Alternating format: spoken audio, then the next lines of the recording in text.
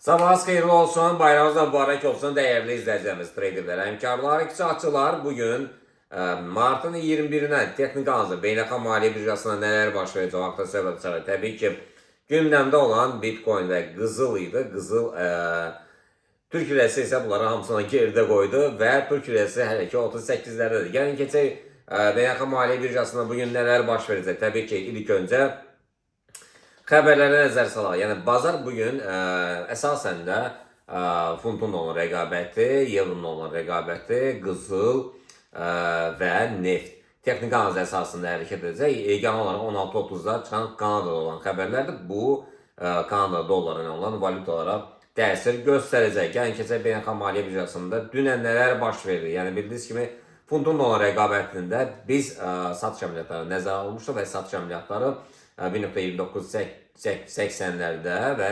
1.2960'larda, yəni 600'lərdə ki, oraya qədər yəni enməsini proqnozlaşdırmışdıq. Təbii ki, funtun olan rəqabəti 800 pipsi bir aşağı doğru istiqamətdən davam etdirdi. Yəni bugün nələr olacaq? Təbii ki, səhər saatlarında euro dollar, funt dollar, qızıl bunlar sürətlə yəni aşağı doğru istiqamətdən davam etdirdi. Yəni demək olar ki, missiyanın tamamlanmasına yaxınlaşdı. Bugün alış əməliyyatları funtun olan rəqabətinin 1.29-400'lərdən yuxarı formalaşarsa alışlar olacaq, satışlar isə aşağıdakı hədəflər hələ ki 1.28-853'lər, 1.28-300'lərdir. Yəni günün ikinci yarısından sonra təbii ki hər dəfə yerli saatdan saat 10'dan sonra belə sürətli enişlərdən sonra yerli saatdan saat 10'dan sonra qalxışlar müşahidə olunur. Keçək biz evronun olan rəqabətin gündəlimi isə 787 pipsdir, amma evronun olan, funtun olan rəqabətində 627 pipsdir. Yerlərini dəyişiblər pips hərəkətinə görə. Hər dəfə funt daha yüksək həcmlə hərəkət edir, amma bu dəfə isə evro dolları. Nəysə, gəlin keçək evronun olan rəqabəti. Evronun olan rəqabəti təbii ki, düz dünən satış əməliyyatlarından 1.08-855'lərdə nəzərə almışdıq. Qiymət 1000 pipsli aşağı doğru istiqamət, yəni 100 pip deyirlər. Rəqəmlərdən asılıdır. 1000 pipsli yəni enişlə yaddaşlarda qaldı və buna 1000 pipsli 100 pip kimlər deyir? Yəni hardasa 20 il bundan qabaq, yəni adətən yəni valyuta cütlərində birdən sonra 4 rəqəm idi, indi 5 rəqəm ediblər manipulyasiya üçün, yəni spreadlərdən deyək ki, traderlərə aldırtmaq üçün, yəni oradan gəlir əldə etmək üçün. Nəysə, bu brokerlərin maliyyə fırıldaqlarıdır. Nəysə, belə.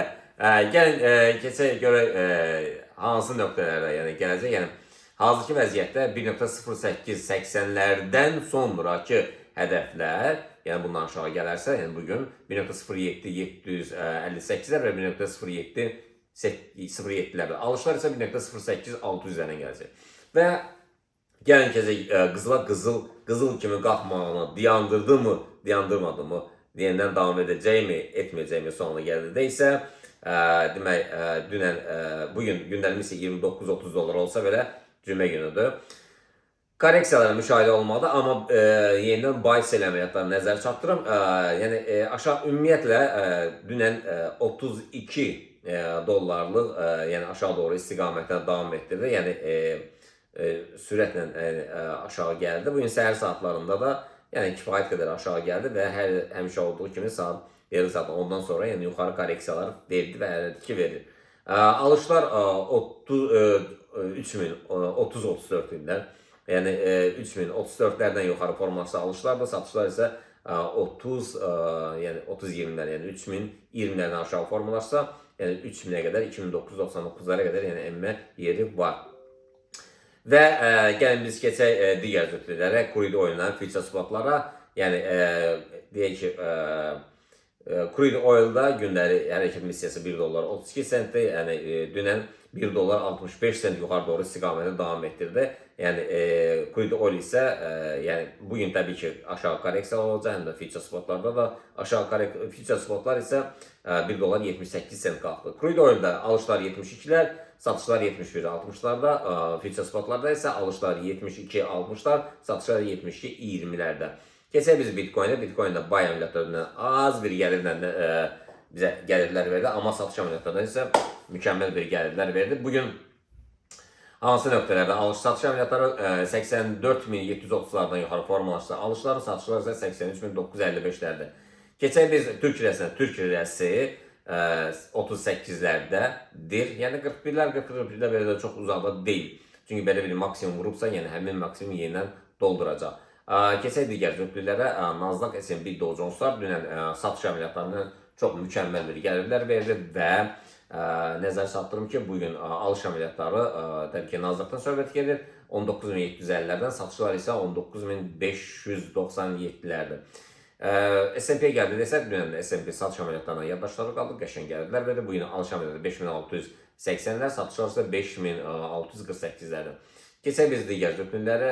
Dow Jones-a, təbii ki, Dow Jones alış əməliyyatları dünən satış əməliyyatlarına gəlirlər verdi. Bugün alış əməliyyatları 42.041-lər, satışlar isə 41.831-lərdir.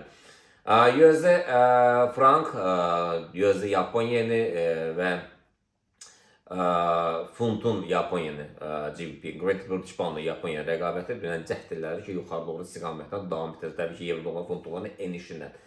Belə, bugün axşam xəbərləri Kanada ilə əməliyyat açanlar varsa, Kanada doları ilə nə var 16.30 gözləsinlər, amma digər cütlüklərə isə dediyim kimi sırf texniki analiz əsasında texniki analizə bilmək istəyirsinizsə müraciət edin, onda sizə öyrədir. İnşallah bir də sizinlə canlı yayımda ofisdə, yəni yəqin ki, gələn həftənin sonlarında və ayın və ya ayın axırında olacaq. Yəni biz sabahdan deyək ki, səfərdə oluruq. Hamınıza özünüzə yaxşı baxın, özünüzə müğayət olun, Allah'a əmanət olun. İnşallah görüşmək ümidi ilə.